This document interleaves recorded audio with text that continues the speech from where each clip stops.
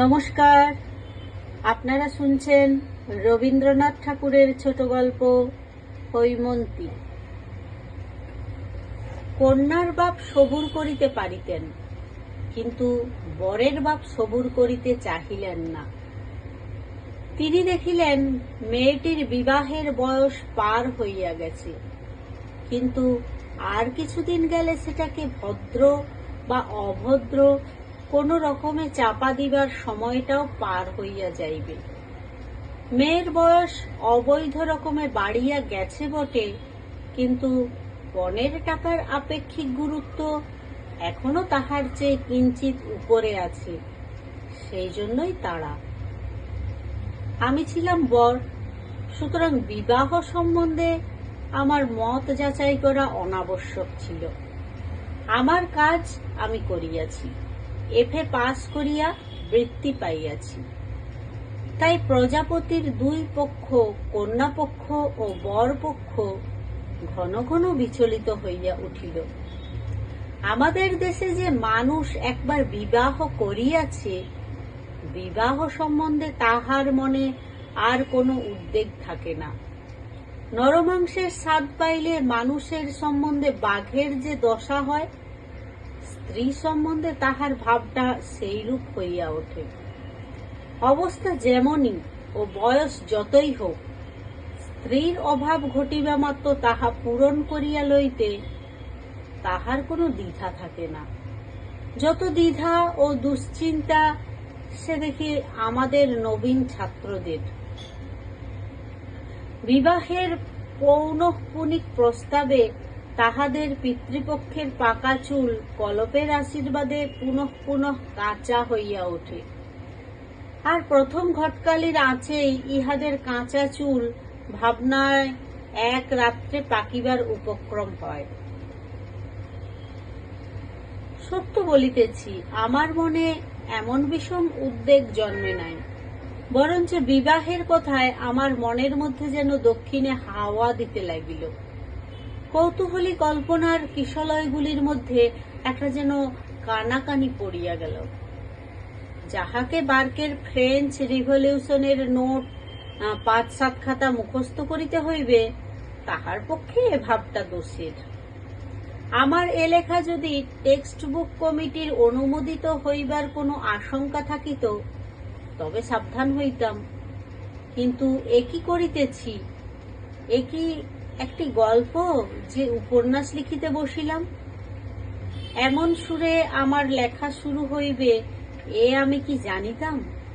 মনে ছিল কয় বৎসরের বেদনার যে মেঘ কালো হইয়া জমিয়া উঠিয়াছে, তাহাকে বৈশাখ সন্ধ্যার ঝোড়ো বৃষ্টির মতো প্রবল বর্ষণে নিঃশেষ করিয়া দিব। কিন্তু না পারিলাম বাংলায় শিশুপাঠ্য বই লিখিতে, কারণ সংস্কৃত মুগ্ধবোধ ব্যাকরণ আমার পড়া নাই। আর না পারিলাম কাব্য রচনা করিতে, কারণ মাতৃভাষা আমার জীবনের মধ্যে এমন পুষ্পিত হইয়া উঠে নাই, যাহাতে নিজেদের অন্তরকে বাহিরে টানিয়া আনিতে পারি। সেই জন্যই দেখিতেছি আমার ভিতরকার শ্মশানচারী সন্ন্যাসীটা অট্টহাস্যে আপনাকে আপনি পরিহাস করিতে বসিয়াছে। না করিয়া করিবে কি? তাহার যে অশ্রু শুকাইয়া গেছে, জ্যৈষ্ঠের খররৌদ্রই তো জ্যৈষ্ঠের অশ্রুশূন্য রোদন। আমার সঙ্গে যাহার বিবাহ হইয়াছিল, তাহার সত্য নামটা দিব না, কারণ পৃথিবীর ইতিহাসে তাহার নামটি লইয়া প্রত্নতাত্ত্বিকদের মধ্যে বিবাদের কোনো আশঙ্কা নাই। সে তাম্রশাসনে তাহার নাম খোদাই করা আছে, সেটা আমার হৃদয়পট। কোনো কালে সে পট এবং সে নাম বিলুপ্ত হইবে, এমন কথা আমি মনে করিতে পারি না। কিন্তু যে অমৃত লোকে তাহা অক্ষয় হইয়া রহিল, সেখানে ঐতিহাসিকের আনাগোনা নেই।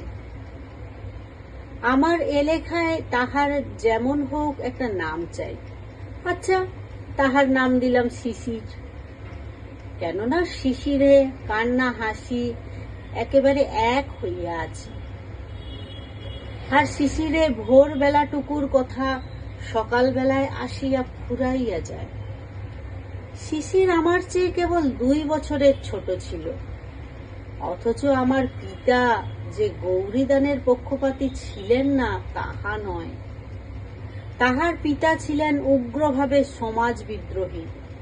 দেশের প্রচলিত ধর্মকর্ম কিছুতে তাহার আস্থা ছিল না। তিনি কষিয়া ইংরাজি পড়িয়াছিলেন। আমার পিতা উগ্রভাবে সমাজের অনুরাগী। মানিতে তাহার বাধে এমন জিনিস আমাদের সমাজে সদরে বা অন্দরে দেউড়ি বা খিড়কির পথে খুঁজিয়া পাওয়া দায়, কারণ ইনিও কষিয়া ইংরাজি পড়িয়াছিলেন।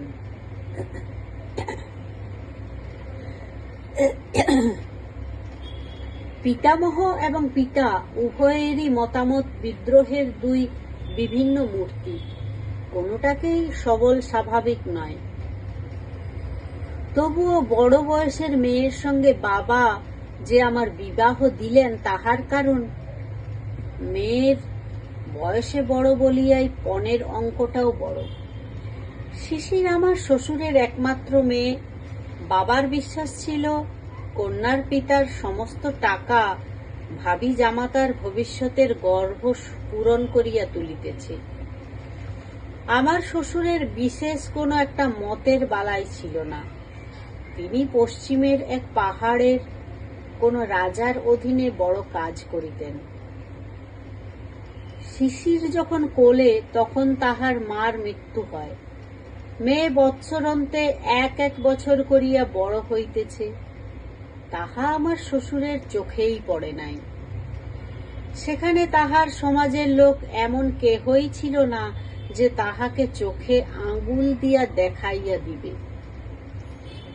শিশিরের বয়স যথাক্রমে 16 হইল, কিন্তু সেটা স্বভাবের 16, সমাজের 16 নহে। কেন তাহাকে আপন বয়সের জন্য সতর্ক হইতে পরামর্শ দেয় নাই? সেও আপন বয়সটার দিকে ফিরিয়াও তাকাইত না। কলেজে 3য় বৎসরে পা দিয়াছি, আমার বয়স 19। এমন সময় আমার বিবাহ হইল।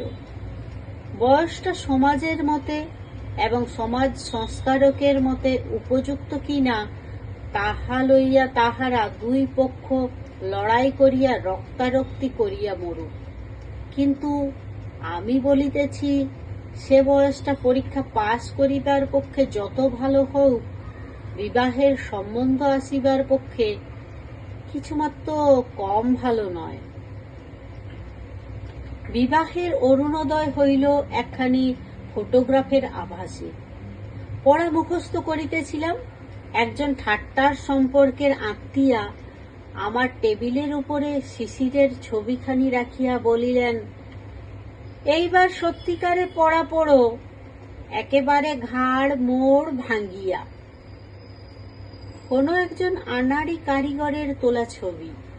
মা ছিল না, সুতরাং কেহ তাহার চুল টানিয়া বাঁধিয়া খোপায় জড়ি জড়াইয়া সাহা বা মল্লিক কোম্পানির জবরজং জ্যাকেট পরাইয়া বরপক্ষের চোখ ভুলাইবার জন্য জালিয়াতির চেষ্টা করে নাই।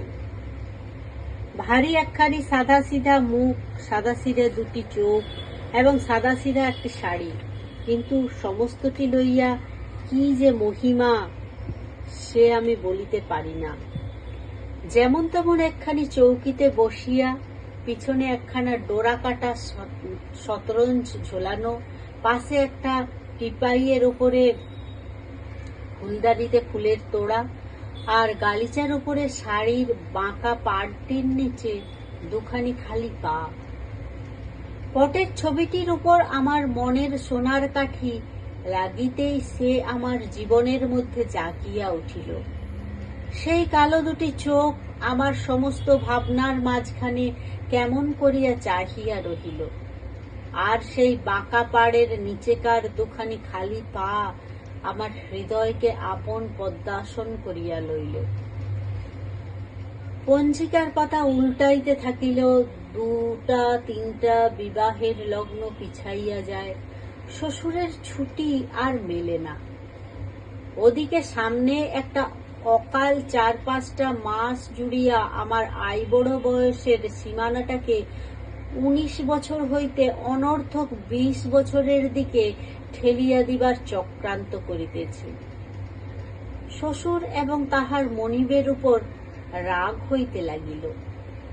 যা হোক, অকালের ঠিক পূর্বলগ্নটাতে আসিয়া বিবাহের দিন ঠেকিল। সেদিনকার সানাইয়ের প্রত্যেক তানটি যে আমার মনে পড়িতেছে, সেদিনকার প্রত্যেক মুহূর্তটি আমি আমার সমস্ত চৈতন্য দিয়া স্পর্শ করিয়াছি। আমার সেই 19 বৎসর বয়সটি আমার জীবনে অক্ষয় হইয়া থাক।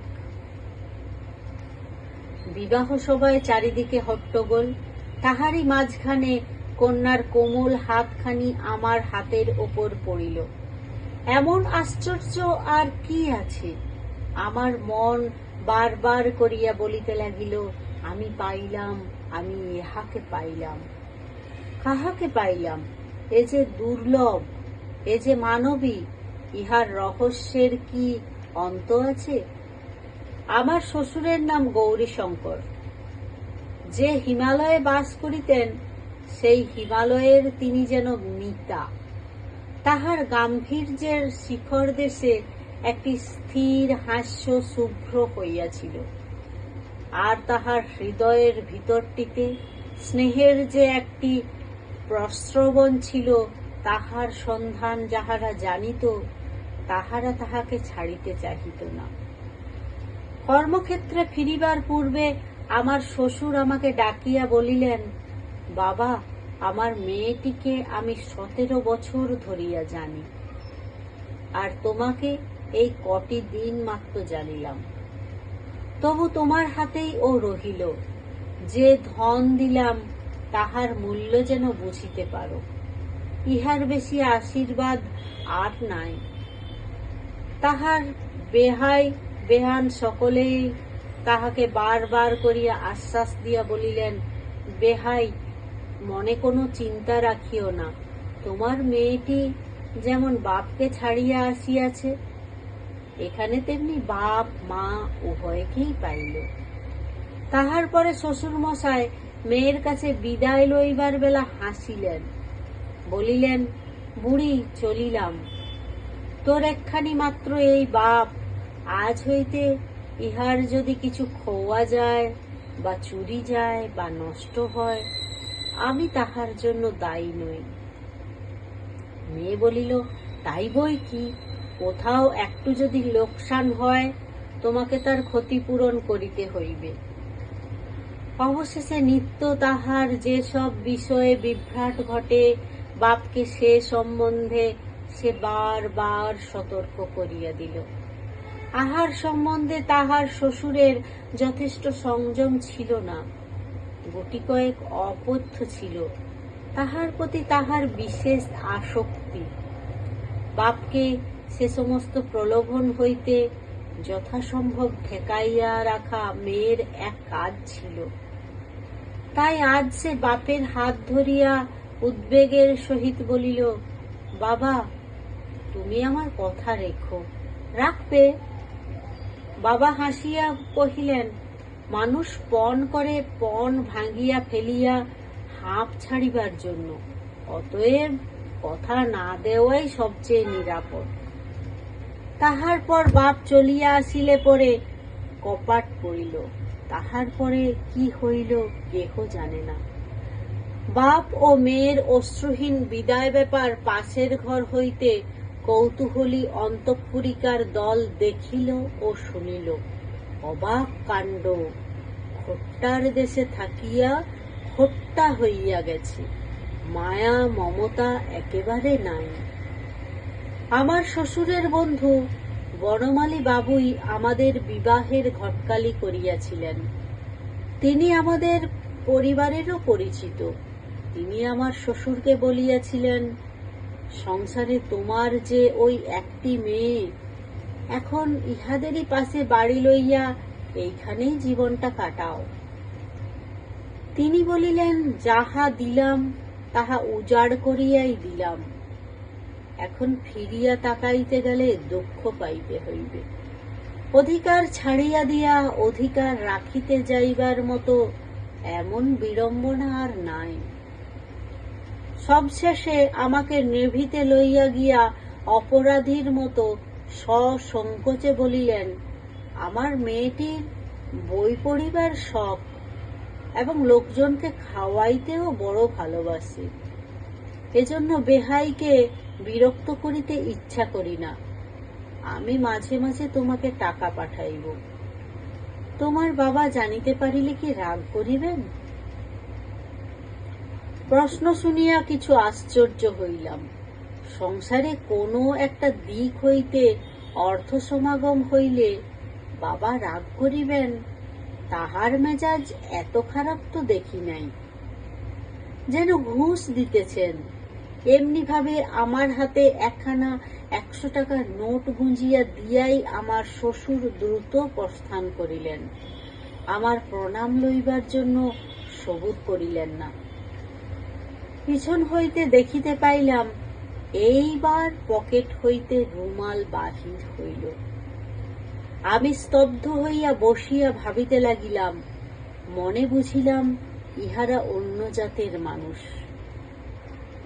বন্ধুদের অনেককেই তো বিবাহ করিতে দেখিলাম, মন্ত্র পড়ার সঙ্গে সঙ্গেই স্ত্রীটিকে একেবারে এক গ্রাসে গলার্ধকরণ করা হয়। পাকযন্ত্রে পৌঁছিয়া কিছুক্ষণ বাদে এই পদার্থটির নানা গুণাগুণ প্রকাশ হইতে পারে এবং ক্ষণে ক্ষণে আভ্যন্তরীণ উদ্বেগ উপস্থিত হইয়াও থাকে, কিন্তু রাস্তাটুকুতে কোথাও কিছুমাত্র বাধে না। আমি কিন্তু বিবাহ সভাতেই বুঝিয়াছিলাম, দানের মন্ত্রে স্ত্রীকে যেটুকু পাওয়া যায় তাহাতে সংসার চলে, কিন্তু 15 আনা বাকি থাকিয়া যায়। আমার সন্দেহ হয় অধিকাংশ লোকে স্ত্রীকে বিবাহ মাত্র করে, পায় না এবং জানেও না যে পায় না। তাহাদের স্ত্রীর কাছেও আমৃত্যুকাল এ খবর ধরা পড়ে না। কিন্তু সে যে আমার সাধনার ধন ছিল, সে আমার সম্পত্তি নয়, সে আমার সম্পদ। শিশির, না, এ নামটা আর ব্যবহার করা চলিল না। একে তো এটা তাহার নাম নয়, তাহাতে এটা তাহার পরিচয়ও নয়। সে সূর্যের মতো ধ্রুব, সে ক্ষণ জীবনী উষার বিদায়ের অশ্রুবিন্দুটি নয়। কি হইবে গোপন রাখিয়া? তাহার আসল নাম হৈমন্তী। দেখিলাম এই 17 বছরের মেয়েটির উপরে যৌবনের সমস্ত আলো আসিয়া পড়িয়াছে, কিন্তু এখনো কৈশোরের কোল হইতে সে জাগিয়া উঠে নাই। ঠিক যেন শৈলচূড়ার বরফের উপর সকালের আলো ঠিকরিয়া পড়িয়াছে, কিন্তু বরফ এখনো গলিল না। আমি জানি কি অকলঙ্ক শুভ্র সে, কি নিবিড় পবিত্র। আমার মনে একটা ভাবনা ছিল যে লেখাপড়া জানা বড় মেয়ে কি জানি কেমন করিয়া তাহার মন পাইতে হইবে, কিন্তু অতি অল্প দিনেই দেখিলাম মনের রাস্তার সঙ্গে বইয়ের দোকানের রাস্তার কোনো জায়গায় কোনো কাটাকাটি নাই। কবে যে তাহার সাদা মনটির উপরে একটু রং ধরিল, চোখে একটু ঘোর লাগিল, কবে যে তাহার সমস্ত শরীর মন যেন উৎসুক হইয়া উঠিল, তাহা ঠিক করিয়া বলিতে পারিব না।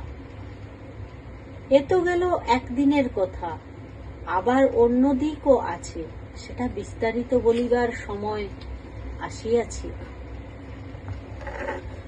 রাজ সংসারে আমার শ্বশুরের চাকরি, ব্যাংকে যে তাহার কত টাকা জমিল সে সম্বন্ধে জনশ্রুতি নানা প্রকার অঙ্কপাত করিয়াছে, কিন্তু কোনো অঙ্কটাই লাখের নিচে নামে নাই।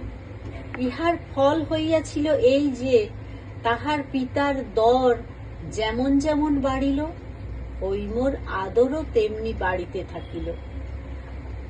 আমাদের ঘরের কাজকর্ম রীতি পদ্ধতি শিখিয়া লইবার জন্য সে ব্যগ্র, কিন্তু মা তাহাকে অত্যন্ত স্নেহে কিছুতেই হাত দিতে দিলেন না। এমনকি হৈমর সঙ্গে পাহাড় হইতে যে দাসী আসিয়াছিল, যদিও তাহাকে নিজের ঘরে ঢুকিতে দিতেন না, তবু তাহার জাত সম্বন্ধে প্রশ্নমাত্র করিলেন না, পাছে বিশ্রী একটা উত্তর শুনিতে হয়। এমনি ভাবেই দিন চলিয়া যাইতে পারিত, কিন্তু হঠাৎ একদিন বাবার মুখ ঘোর অন্ধকার দেখা গেল। ব্যাপারখানা এই, আমার বিবাহে আমার শ্বশুর 15,000 টাকা নগদ এবং 5,000 টাকার গহনা দিয়াছিলেন। বাবা তাহার এক দালাল বন্ধুর কাছে খবর পাইয়াছেন, ইহার মধ্যে 15,000 টাকাই ধার করিয়া সংগ্রহ করিতে হইয়াছে। তাহার সুদও নিতান্ত সামান্য নহে। লাখ টাকার গুজব তো একেবারেই ফাঁকি। যদিও আমার শ্বশুরের সম্পত্তির পরিমাণ সম্বন্ধে আমার বাবার সঙ্গে তাহার কোনোদিন কোনো আলোচনাই হয় নাই, তবু বাবা জানি না কোন যুক্তিতে ঠিক করিলেন তাহার বেহাই তাহাকে ইচ্ছাপূর্বক প্রবঞ্চনা করিয়াছেন। তারপরে বাবার একটা ধারণা ছিল আমার শ্বশুর রাজার প্রধানমন্ত্রী গোছের একটা কিছু। খবর লইয়া জানিলেন তিনি সেখানকার শিক্ষা বিভাগের অধ্যক্ষ। বাবা বলিলেন, অর্থাৎ স্কুলের হেডমাস্টার? সংসারে ভদ্রপদ যতগুলি আছে তাহার মধ্যে সবচেয়ে উঁচা। বাবার বড় আশা ছিল শ্বশুর আজ বাদে কাল যখন কাজে অবসর লইবেন তখন আমিই রাজমন্ত্রী হইব। এমন সময় রাস উপলক্ষে দেশের কুটুম্বরা আমাদের কলিকাতার বাড়িতে আসিয়া জমা হইল। কন্যাকে দেখিয়া তাহাদের মধ্যে একটা কানাকানি পড়িয়া গেল। কানাকানি ক্রমে অস্ফুট হইতে স্ফুট হইয়া উঠিল। দূর সম্পর্কের কোনো এক দিদিমা বলিয়া উঠিলেন, পোড়া কপাল আমার, নাতবউ যে বয়সে আমাকেও হার মানাইল। আর এক দিদিমা শ্রেণিয়া বলিলেন, আমাদেরই যদি হার না মানাইবে তবে অপু বাহির হইতে বউ আনিতে যাইবে কেন? আমার মা খুব জোরের সহিত বলিয়া উঠিলেন, ও মা, সে কি কথা? বৌমার বয়স সবে 11 বই তো নয়, এই আসছে ফাল্গুনে 12 পা দেবে। খোট্টার দেশে ডাল রুটি খাইয়া মানুষ, তাই অমন বাড়ন্ত হইয়া উঠিয়াছি। দিদিমারা বলিলেন, বাছা, এখনো চোখে এত কম তো দেখি না। কন্যাপক্ষ নিশ্চয়ই তোমাদের কাছে বয়স ভাড়াইয়াছি। মা বলিলেন, আমরা যে কুষ্ঠি দেখিলাম, কথাটা সত্য, কিন্তু কুষ্ঠিতেই প্রমাণ আছে মেয়ের বয়স 17। প্রবীণারা বলিলেন, কুষ্ঠিতে কি আর ফাঁকি চলে না? এই লইয়া ঘোর তর্ক, এমনকি বিবাদ হইয়া গেল। এমন সময়ে সেখানে হৈম আসিয়া উপস্থিত। কোন এক দিদিমা জিজ্ঞাসা করিলেন, নাতবউ, তোমার বয়স কত বলো তো? মা তাহাকে চোখ টিপিয়া ইশারা করিলেন। হৈম তাহার অর্থ বুঝিল না, বলিল, 17। মা ব্যস্ত হইয়া বলিয়া উঠিলেন, তুমি জানো না? হৈম কহিল, আমি জানি, আমার বয়স 17। দিদিমারা পরস্পর গা টেপাটেপি করিলেন। বধূর নির্বুদ্ধিতায় রাগিয়া উঠিয়া মা বলিলেন, তুমি তো সব জানো, তোমার বাবা যে বলিলেন তোমার বয়স 11। হৈম চমকিয়া কহিল, বাবা বলিয়াছেন? কখনো না। মা কহিলেন, অবাক করিলে, বেহাই আমাদের সামনে নিজের মুখে বলিলেন আমার মেয়ে বলে কখনোই না। এই বলিয়া আর একবার চোখ টিপিলেন। এবার হৈম ইশারার মানে বুঝিল। স্বর আরো দৃঢ় করিয়া বলিল, বাবা এমন কথা কখনোই বলিতে পারেন না। মা গলা চড়াইয়া বলিলেন, তুই আমাকে মিথ্যাবাদী বলিতে চাস? হৈম বলিল, আমার বাবা তো কখনোই মিথ্যা বলেন না। ইহার পরে মা যতই গালি দিতে লাগিলেন, কথাটার কালি ততই গড়াইয়া ছড়াইয়া চারিদিকে লেপিয়া গেল। মা রাগ করিয়া বাবার কাছে তাহার বধূর মূঢ়তা এবং ততোধিক একগুঁয়েমির কথা বলিয়া দিলেন। বাবা হৈমকে ডাকিয়া বলিলেন, আই বড় মেয়ের বয়স 17, এটা কি খুব একটা গৌরবের কথা? তাই ঢাক পিটিয়া বেড়াইতে হইবে। আমাদের এখানে সব চলিবে না বলিয়া রাখিতেছি। হায় রে, তাহার বৌমার প্রতি বাবার সেই মধুমাখা পঞ্চম স্বর আজ একেবারে এমন বাজ খাই খাদে নাবিল কেমন করিয়া। হৈম ব্যথিত হইয়া প্রশ্ন করিল, কেহ যদি বয়স জিজ্ঞাসা করে কি বলিব? বাবা বলিলেন, মিথ্যা বলিবার দরকার নাই, তুমি বলিও, আমি জানি না, আমার শাশুড়ি জানেন। কেমন করিয়া মিথ্যা বলিতে না হয় সেই উপদেশ শুনিয়া হৈম এমন ভাবে চুপ করিয়া রহিল যে বাবা বুঝিলেন তাহার সদুপদেশটা একেবারে বাজে খরচ হইল। হৈমর দুর্গতিতে দুঃখ করিব কি, তাহার কাছে আমার মাথা হেট হইয়া গেল। সেদিন দেখিলাম শরৎ প্রভাতের আকাশের মতো তাহার চোখের সেই সরল উদাস দৃষ্টি একটা কি সংশয়ে ম্লান হইয়া গেছে। ভীত হরিণীর মতো সে আমার মুখের দিকে চাহিল, ভাবিল আমি ইহাদিগকে চিনি না। সেদিন একখানা শৌখিন বাঁধাই করা ইংরাজি কবিতার বই তাহার জন্য কিনিয়া আনিয়াছিলাম। বইখানি সে হাতে করিয়া লইল এবং আস্তে আস্তে কোলের উপর রাখিয়া দিল। একবার খুলিয়া দেখিল না। আমি তাহার হাতখানি তুলিয়া ধরিয়া বলিলাম, হৈম, আমার উপর রাগ করিও না। আমি তোমার সত্যে কখনো আঘাত করিব না। আমি যে তোমার সত্যের বাঁধনে বাঁধা। হৈম কিছু না বলিয়া একটুখানি হাসিল। সে হাসি বিধাতা যাহাকে দিয়াছেন তাহার কোনো কথা বলিবার দরকার নাই। পিতার আর্থিক উন্নতির পর হইতে দেবতার অনুগ্রহকে স্থায়ী করিবার জন্য নতুন উৎসাহে আমাদের বাড়িতে পূজার্চনা চলিতেছে। এ পর্যন্ত সে সমস্ত ক্রিয়াকর্মে বাড়ির বধূকে ডাক পড়ে নাই। নতুন বধূর প্রতি একদিন পূজা সাজাইবার আদেশ হইল। সে বলিল, মা, বলিয়া দাও কি করিতে হইবে। ইহাতে কাহারও মাথায় আকাশ ভাঙ্গিয়া পড়িবার কথা নয়, কারণ সকলেরই জানা ছিল মাতৃহীন প্রবাসে কন্যা মানুষ। কিন্তু কেবলমাত্র হৈমকে লজ্জিত করাই এ আদেশের হেতু। সকলেই গালে হাত দিয়া বলিল, ও মা, এ কি কাণ্ড!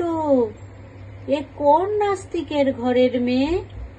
এবার এ সংসার হইতে লক্ষ্মী ছাড়িল, আর দেরি নাই। এই উপলক্ষে হৈমর বাপের উদ্দেশ্যে যাহা না বলিবার তাহা বলা হইল। যখন হইতে কটু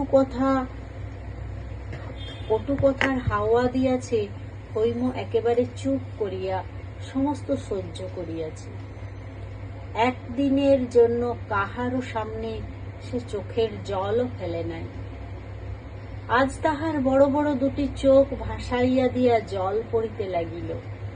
সে উঠিয়া দাঁড়াইয়া বলিল, আপনারা জানেন সে দেশে আমার বাবাকে সকলে ঋষি বলে। ঋষি বলে ভারী একটা হাসি পড়িয়া গেল। ইহার পরে তাহার পিতার উল্লেখ করিতে হইলে প্রায়ই বলা হইত তোমার ঋষি বাবা। এই মেয়েটির সকলের চেয়ে দরদের জায়গাটি যে কোথায় তাহা আমাদের সংসার বুঝিয়া লইয়াছিল। বস্তুত আমার শ্বশুর ব্রাহ্মণও নন, খ্রিস্টানও নন, হয়তোবা নাস্তিকও না হইবেন। দেবার্চনার কথা কোনোদিন তিনি চিন্তাও করেন নাই। মেয়েকে তিনি অনেক পড়াইয়াছেন, শুনাইয়াছেন, কিন্তু কোনোদিনের জন্য দেবতা সম্বন্ধে তিনি তাহাকে কোনো উপদেশ দেন নাই। বনমালী বাবু এ লইয়া তাহাকে একবার প্রশ্ন করিয়াছিলেন। তিনি বলিয়াছিলেন, আমি যাহা বুঝি না তাহা শিখাইতে গেলে কেবল কপটতা শেখানো হইবে। অন্তঃপুরে হৈমর একটি প্রকৃত ভক্ত ছিল, সে আমার ছোট বোন নারায়ণী। বৌদিদিকে ভালোবাসে বলিয়া তাহাকে অনেক গঞ্জনা সহিতে হইয়াছিল। সংসার যাত্রায় হৈমর সমস্ত অপমানের পালা আমি তাহার কাছেই শুনিতে পাইতাম। এক দিনের জন্য আমি হৈমর কাছে শুনি নাই। এসব কথা সংকোচে সে মুখে আনিতে পারিত না। সে সংকোচ নিজের জন্য নহে। হৈম তাহার বাপের কাছ হইতে যত চিঠি পাইত সমস্ত আমাকে পড়িতে দিত। চিঠিগুলি ছোট কিন্তু রসে ভরা। সেও বাপকে যত চিঠি লিখিত সমস্ত আমাকে দেখাইত। বাপের সঙ্গে তাহার সম্বন্ধটি আমার সঙ্গে ভাগ করিয়া না লইলে তাহার দাম্পত্য যে পূর্ণ হইতে পারিত না, তাহার চিঠিতে শ্বশুরবাড়ি সম্বন্ধে কোনো নালিশের ইশারাটুকুও ছিল না। থাকিলে বিপদ ঘটিতে পারিত। নারায়ণীর কাছে শুনিয়াছি শ্বশুরবাড়ির কথা কি লেখে জানিবার জন্য মাঝে মাঝে তাহার চিঠি খোলা হইত। চিঠির মধ্যে অপরাধের কোনো প্রমাণ না পাইয়া উপরওয়ালাদের মন যে শান্ত হইয়াছিল তাহা নহে। বোধ করি তাহাতে তাহার আশাভঙ্গের দুঃখই পাইয়াছিলেন। বিষম বিরক্ত হইয়া তাহারা বলিতে উঠিলেন, এত ঘন ঘন চিঠি বা কিসের জন্য? বাপই যেন সব, আমরা কি কেহ নই? এই লইয়া অনেক অপ্রিয় কথা চলিতে লাগিল। আমি ক্রুদ্ধ হইয়া হৈমকে বলিলাম, তোমার বাবার চিঠি আর কাহাকেও না দিয়া আমাকেই দিও। কলেজে যাইবার সময় আমি পোস্ট করিয়া দিব। হৈম বিস্মিত হইয়া জিজ্ঞাসা করিল, কেন? আমি লজ্জায় তাহার উত্তর দিলাম না। বাড়িতে এখন সকলে বলিতে আরম্ভ করিল, এইবার অপুর মাথা খাওয়া হইল, বিএ ডিগ্রি শিকায় তোলা হইল, ছেলেরই বা কি দোষ? সে তো বটেই, দোষ সমস্তই হৈমর। তাহার দোষ সে তাহার বয়স 17, তাহার দোষ যে আমি তাহাকে ভালোবাসি, তাহার দোষ যে বিধাতার এই বিধি, তাই আমার হৃদয়ের রন্ধে রন্ধে সমস্ত আকাশ আজ বাঁশি বাজাইতেছে। বিএ ডিগ্রি অকাতর চিত্তে আমি চুলোয় দিতে পারিতাম, কিন্তু হৈমর কল্যাণে পণ করিলাম পাস করিবই এবং ভালো করিয়াই পাস করিব। এ পণ রক্ষা করা আমার সে অবস্থায় যে সম্ভবপর বোধ হইয়াছিল তাহার দুটি কারণ ছিল। এক তো হৈমর ভালোবাসার মধ্যে এমন একটা আকাশের বিস্তার ছিল যে সংকীর্ণ আসক্তির মধ্যে সে মনকে জড়াইয়া রাখিত না। সেই ভালোবাসার চারিদিকে ভারী একটি স্বাস্থ্যকর হাওয়া বহিত। দ্বিতীয়, পরীক্ষার জন্য যে বইগুলি পড়ার প্রয়োজন তাহা হৈমর সঙ্গে একত্রে মিলিয়া পড়া অসম্ভব ছিল না। পরীক্ষা পাসের উদ্যোগে কোমর বাঁধিয়া লাগিলাম। একদিন রবিবার মধ্যাহ্নে বাহিরের ঘরে বসিয়া মার্টিনোর চরিত্রতত্ত্ব বইখানার বিশেষ বিশেষ লাইনের মধ্যপথগুলো ফাড়িয়া ফেলিয়া নীল পেন্সিলের লাঙল চালাইতেছিলাম। এমন সময় বাহিরের দিকে হঠাৎ আমার চোখ পড়িল। আমার ঘরের সম্মুখে আঙিনার উত্তর দিকে অন্তপুরে উঠিবার একটা সিঁড়ি, তাহারই গায়ে গায়ে মাঝে মাঝে গড়াদে দেওয়া একটা জানালা।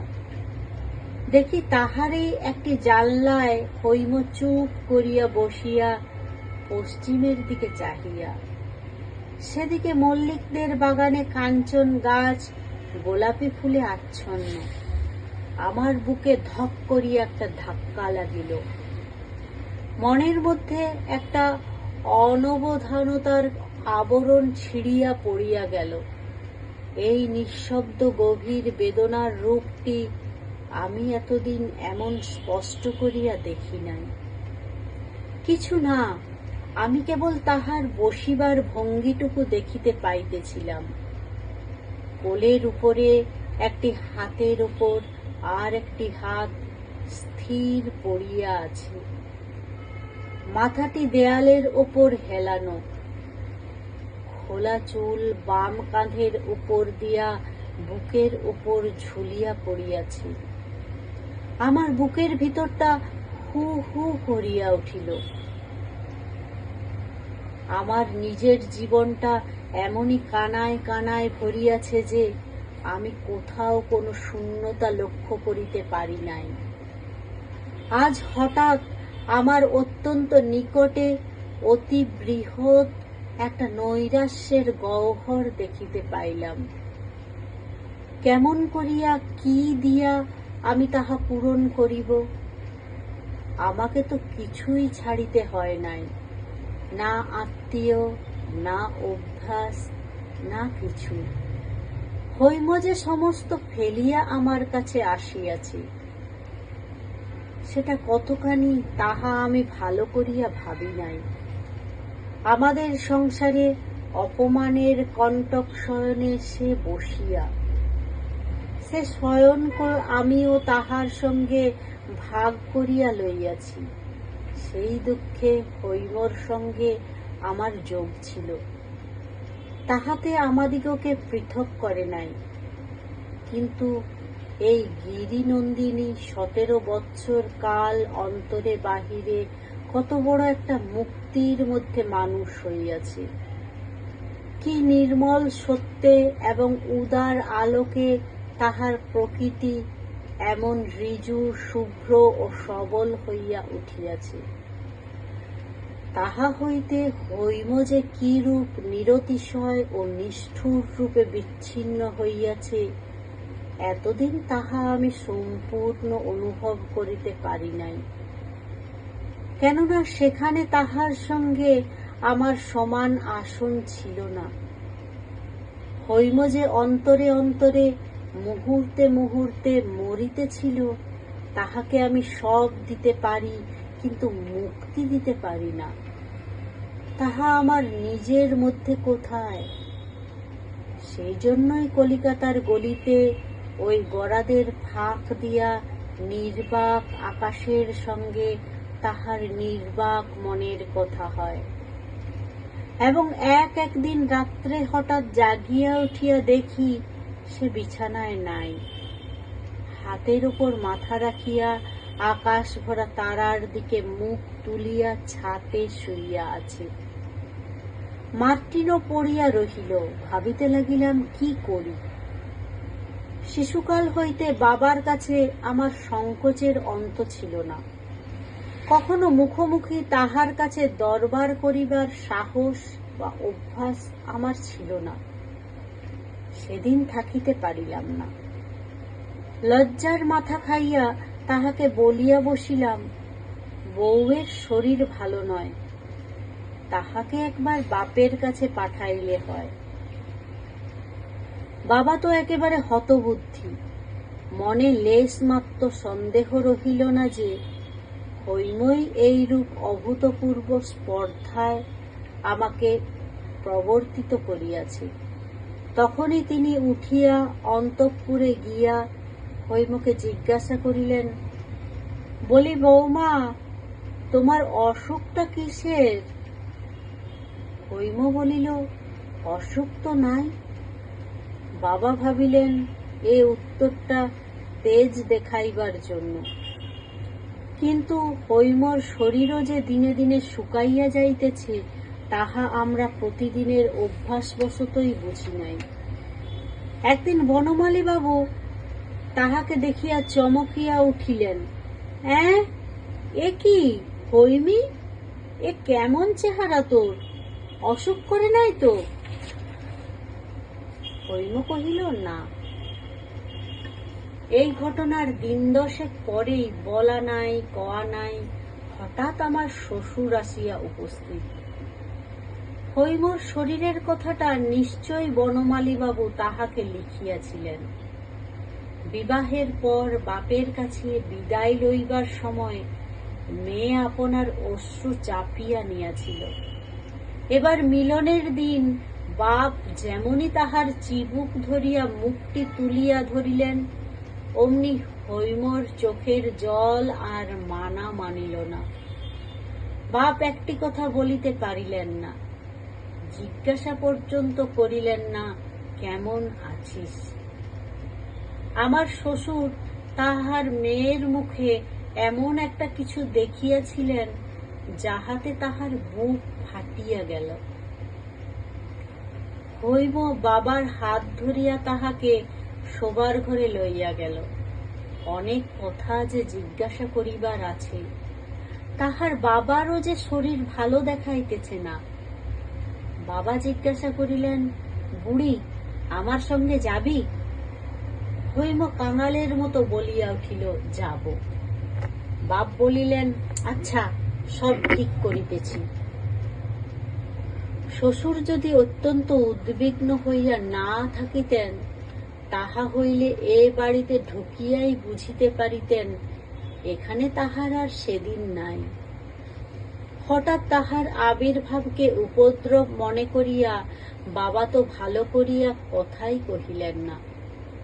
আমার শ্বশুরের মনে ছিল তাহার বেহাই একদা তাহাকে বারবার করিয়া আশ্বাস দিয়াছিলেন যে যখন তাহার খুশি মেয়েকে তিনি বাড়ি লইয়া যাইতে পারিবেন। এ সত্যের অন্যথা হইতে পারে, সে কথা তিনি মনেও আনিতে পারেন নাই। বাবা তামাক টানিতে টানিতে বলিলেন, বেহাই, আমি তো কিছু বলিতে পারি না, একবার তাহলে বাড়ির মধ্যের উপর বরাত দেওয়ার অর্থ কি আমার জানা ছিল।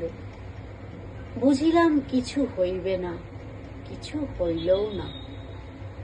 বৌমার শরীর ভালো নাই, এত বড় অন্যায় অপবাদ। শ্বশুর মশাই স্বয়ং একজন ভালো ডাক্তার আনিয়া পরীক্ষা করাইলেন। ডাক্তার বলিলেন, বায়ু পরিবর্তন আবশ্যক, নহিলে হঠাৎ একটা শক্ত ব্যাম হইতে পারে। বাবা হাসিয়া কহিলেন, হঠাৎ একটা শক্ত ব্যাম তো সকলেরই হইতে পারে, এটা কি আবার একটা কথা? আমার শ্বশুর কহিলেন, জানেন তো, উনি একজন প্রসিদ্ধ ডাক্তার, উহার কথাটি কি?